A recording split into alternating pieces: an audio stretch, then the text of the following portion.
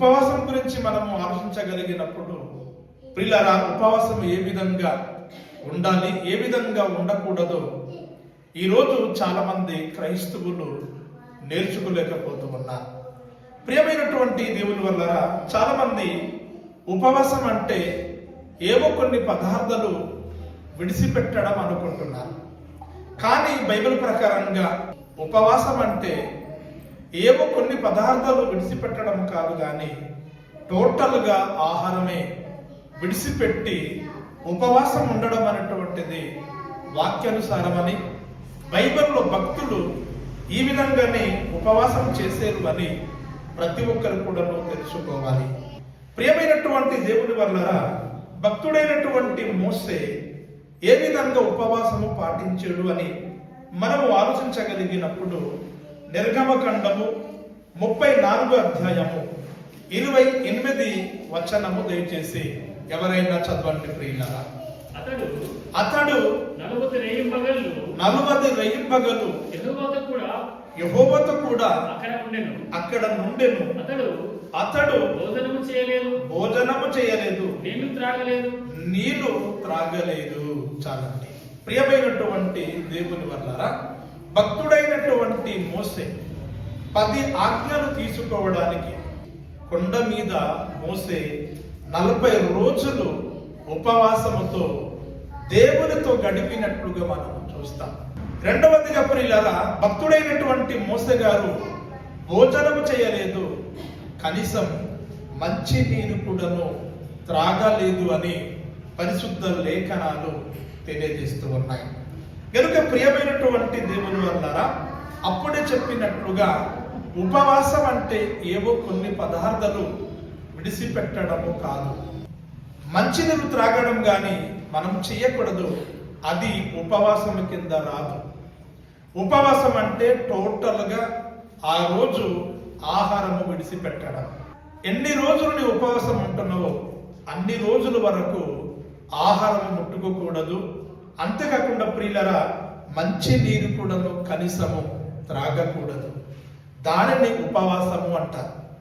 ఈ విధంగా ఈరోజు ఎంతో మంది లెంటు డేసులు పాటించేవారు కానీ, ఉపవాసము పాటించేవారు కానీ ఈ విధంగా ఉపవాసము చేయటం లేదు అని ప్రతి ఒక్కరు కూడా తెలుసుకోవాలి ప్రియులారా.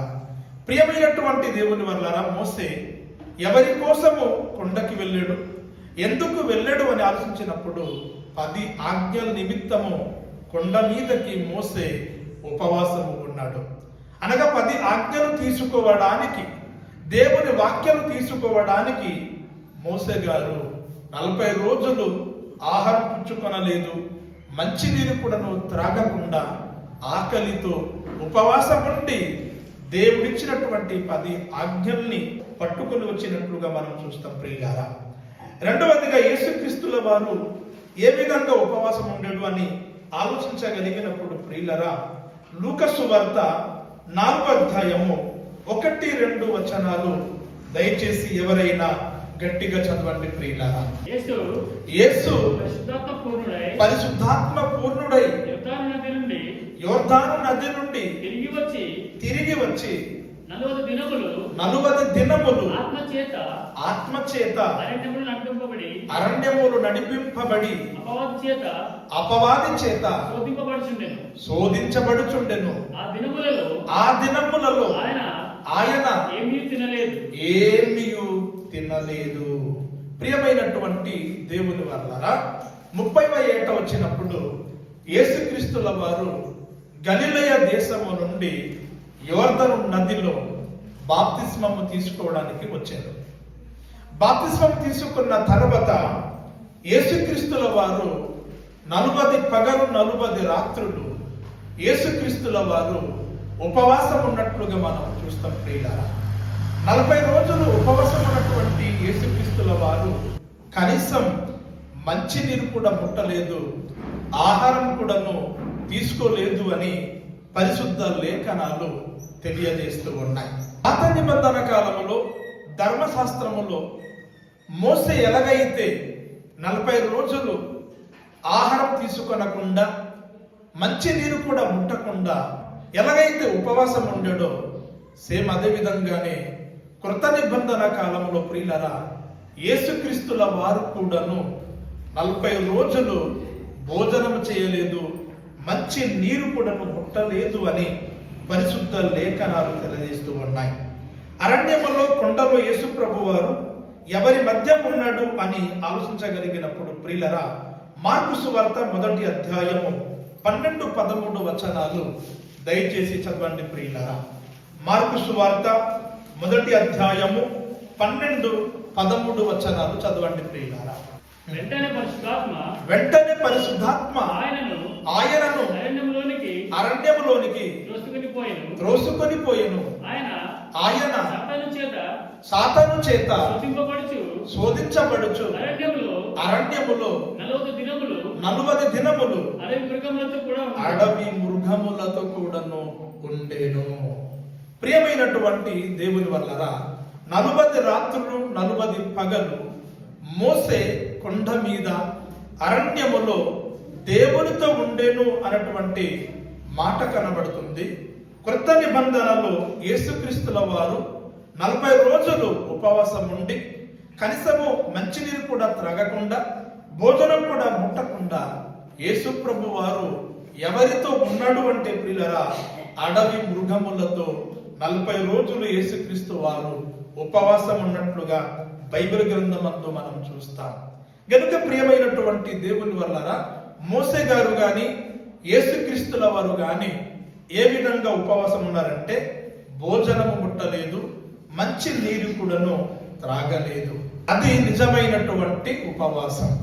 ఎవరైనా ఉపవాసం ఉండాలనుకుంటే ఈ విధంగా ఉపవాసం ఉన్నట్లయితే ప్రియులారా దేవుడు వారిని వారి కుటుంబములను దీవించడానికి అవకాశం ఉంటుంది. ఇకపోతే ప్రియులారా బైబిల్లో చాలా మంది భక్తులు ఉపవాసం ఉన్నారు. వారు ఏ విధంగా ఉపవాసం ఉన్నారో ఈ రోజు మనము బైబిల్ గ్రంథము నుండి వారి గురించి కూడా మనము తెలుసుకుందాం. ఎస్తేరు గ్రంథము 4వ అధ్యాయము 15-16 వచనాలు దయచేసి చదవండి ప్రియులారా. ఎస్తేరు గ్రంథము 4వ అధ్యాయము 15-16 వచనాలు ప్రియులారా. అప్పుడు ఎస్తేరు మొర్దెకైతో మరలా ఇట్లా నేను నీవు పోయి సూసనునందు కనబడిన యూదులందరినీ సమాజ మందిరములో సమకూర్చుకొని నా నిమిత్తము ఉపవాసముండి 3 దినములు అన్నపానములు చెయ్యకుండా ఉండవలెను. ప్రియమైనటువంటి దేవుని వల్లరా ఇక్కడ ఎస్తేరు అనబడినటువంటి స్త్రీ కూడాను ప్రియులారా 3 దినముల వరకు ఉపవాసం ఉండేను అని పరిశుద్ధ లేఖనాలు తెలియజేస్తూ ఉన్నాయి. ప్రియమైనటువంటి దేవుని వల్లరా యూదులకు బద్ద శత్రువు ఎవరంటే హామాను యూదులందరినీ కూడాను సర్వనాశనం చేయాలని కుట్ర పని వాళ్ళందరినీ కూడా చంపడానికి ప్లాన్ చేస్తాడు. అటువంటి పరిస్థితుల్లో ప్రియులారా ఈ విషయం ప్రియులారా మరి ఎస్తేరు మొర్దెకైని పిలిచి సమాజ మందిరములో యూదులు ఎంతమంది అయితే ఉన్నారో వాళ్ళందరూ కూడా సమకూర్చి నా నిమిత్తము 3 దినములు ఉపవాసం ఉండవలెను, నా నిమిత్తము 3 దినాలు ఉపవాసం ఉండవలెను. ప్రియమైనటువంటి దేవుని వల్లరా ఈ మాటలు జాగ్రత్తగా గమనించండి. ఎస్తేరు గురించి 3 దినములు ఉపవాసం ఉండాలటండి. ఎస్తేరు గురించి ఇక్కడ ఎందుకు 3 దినములు ఉపవాసం ఉండాలి? ఎస్తేరు రాజుగారి ఎదుట నిలబడబోతుంది. రాజు ఎదుట ఎవరైనా దుఃఖంతో గాని బాధతో గాని నిలబడినట్లయితే అటువంటి వారు రాజుగారి ఎదుట ఉండడానికి వీలు లేదు. అటువంటి వ్యక్తి చంపబడతాడు. గనుకనే ప్రియులరా ఎస్తేరు తన ప్రాణములను తెగించి తన యూద జాతిని రక్షించడానికి రాజుగారి ఎదుట నిలబడబోతుంది. గనుకనే ఎస్తేరు అంటుంది, నా నిమిత్తము మీరు 3 దినములు ఉపవాసం ఉండవలెను. 3 దినముల వరకు అన్నము మీరు ముట్టకూడదు, మంచి నీరు కూడా మీరు త్రాగకూడదు అని ఎస్తేరు చెప్పినట్లుగా మనం చూస్తాం ప్రియులారా. ఎస్తేరు 3 దినముల వరకు ఉపవాసం ఉంది. తన దగ్గర ఉన్నటువంటి పనికెత్తెలు కూడాను 3 దినముల వరకు ఉపవాసం ఉన్నారు. సమాజ మందిరములో కూడుకున్నటువంటి ప్రతి యూదులు కూడాను 3 దినముల వరకు ఆహారం ముట్టకుండా మంచినీరు కూడా ముట్టకుండా ఉపవాసం ఉన్నట్లుగా బైబిల్ గ్రంథమందు మనం చూస్తాం. ఏమైనటువంటి దేవుని వల్ల తన యొక్క యూద జాతిని కాపాడుకోవడానికి ఎస్తేరు 3 దినముల వరకు ఉపవాసం ఉండి దేవునికి ప్రార్థించింది. మరి ఈరోజు క్రైస్తవుల పక్షమున ప్రపంచంలో దేశంలో ఉన్న క్రైస్తవులందరి గురించి నీవు ఉపవాసం ఉండి ప్రార్థన చేస్తూ ఉన్నావా? క్రైస్తవుల మీద ఎన్నో దాడులు జరుగుతున్నాయి, క్రైస్తవుల మీద ఎన్నో మరణకాండలు జరుగుతున్నాయి, క్రైస్తవుల మీద ఎన్నో చిత్రహింసలు జరుగుతూ ఉన్నాయి. అటువంటి పరిస్థితిలో ప్రియులారా, ఈరోజు ఒక క్రైస్తవుడుగా క్రైస్తవులందరి గురించి ఒక ఎస్తేరు వలె నీ ఉపవాసం ఉండి ప్రార్థన చేయగలుగుతున్నావా? ఎప్పుడైతే నీ ఉపవాసం ఉండి ప్రార్థన చేస్తావో ఖచ్చితంగా దేవుడు తన కార్యాన్ని జరిగిస్తాడు అని ప్రతి ఒక్కరు కూడా తెలుసుకోవాలి. ఇకపోతే ప్రియులారా, ఇంకా ఎవరు ఉపవాసం ఉన్నారు, ఏ విధంగా ఉపవాసం ఉన్నారు అని మనము ఆలోచించగలిగినప్పుడు ప్రియులారా, యోన గ్రంథము 3వ అధ్యాయము 8-9 వచనము చదవండి ప్రియులారా. ఒకవేళ దేవుడు మనసు త్రిప్పుకొని పశ్చాత్తప్తుడై మనము లయము కాకుండా తన కోపాగ్ని చల్లార్చుకొనుడు గనుక మనుష్యులు ఏది పుచ్చుకొనకూడదు. పశువులు గాని ఎద్దులు గాని గొర్రెలు గాని మేత మేయకూడదు, నీళ్లు త్రాగకూడదు. ప్రియమైనటువంటి దేవుని వల్ల ఈ మాటలు మనం జాగ్రత్తగా ఆలోచించగలిగినప్పుడు ప్రియులరా, నిన్నే పట్టణానికి వెళ్ళి యోన ప్రకటించాడు. దేని గురించి అంటే మారు మనసు గురించి ప్రకటించాడు. మారు మనసు గురించి ఎప్పుడైతే ప్రకటించాడో, నీనివే నాశనం గురించి ఎప్పుడైతే ప్రకటించాడో ప్రియులరా, ఆ నీనివే పట్టణానికి చెందినటువంటి రాజు భయపడిపోయినట్లుగా మనం చూస్తాం ప్రియులారా. ఎంతగా భయపడిపోయాడంటే సింహాసనం నుండి కిందికి దిగిపోయాడండి. సింహాసనం నుండి కిందికి దిగిపోయాడు. రాజ వస్త్రములు తీసి పడేశాడు ప్రియులారా. గోనె పట్ట కట్టుకుని ప్రియులారా బూడిదలో కూర్చున్నాడండి. బూడిదలో కూర్చున్నటువంటి రాజు ప్రియులారా ఆజ్ఞాపిస్తున్నాడు. ఏమని అంటే, మనుషులు ఏది కూడా పుచ్చుకొనకూడదు. ఆహారం గాని మంచి నీరు గాని మనుషులు ఏది కూడాను ఆహారం పుచ్చుకొనకూడదు. పశువులైనను ఎద్దులైనను గొర్రెలైనను మేత మేయకూడదు, మంచి నీరు కూడాను త్రాగకూడదు అని రాజుగారు ఆజ్ఞాపించినప్పుడు రాజుగారితో సహితము నీనివే పట్టణస్థులందరూ కూడా ప్రియులారా ఉపవాసం ఉండి ప్రార్థన చేసినప్పుడు దేవుడు తన మనసును మార్చుకొని ఆ పట్టణాన్ని లయము చేయకుండా ఆ పట్టణాన్ని రక్షించినట్లుగా, ఆ పట్టణాన్ని దేవుడు కాపాడినట్లుగా మనం చూస్తాం ప్రియులారా. ఇకపోతే ప్రియులారా, ఇంకా ఎవరు ఉపవాసం ఉన్నారు అని ఆలోచించినప్పుడు 2 సమూయేలు గ్రంథము 12వ అధ్యాయము 16-17 వచనం చదవండి ప్రియులారా. యెహోవా ఊరియా భార్య దావీదునకు కనిన బిడ్డను మొత్తినందున అది బహు జబ్బుపడెను. దావీదు ఉపవాసం ఉండి లోపలికి పోయి రాత్రి అంతయు నేలపడి ఉండి బిడ్డ కొరకు దేవుని బతిమాలగా ఇంటిలో ఎన్నికైన వారు లేచి అతనిని నేల నుండి లేవనెత్తుటకు వచ్చిరి గాని అతడు సమ్మతింపక వారితో కూడా భోజనము చేయక ఉండెను. చాలండి, భోజనము చెయ్యక ఉండేను.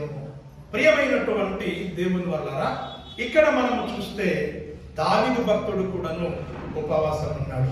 అంతకు ముందు ప్రియులారా నీనివే పట్టణస్థులు ఉపవాసం ఉన్నారు. ఏ విధంగా ఉన్నారో మనం తెలుసుకున్నాము. ఇక్కడ మనం చూడగలిగినప్పుడు భక్తుడైనటువంటి దావీదు కూడాను ఉపవాసం ఉన్నాడు.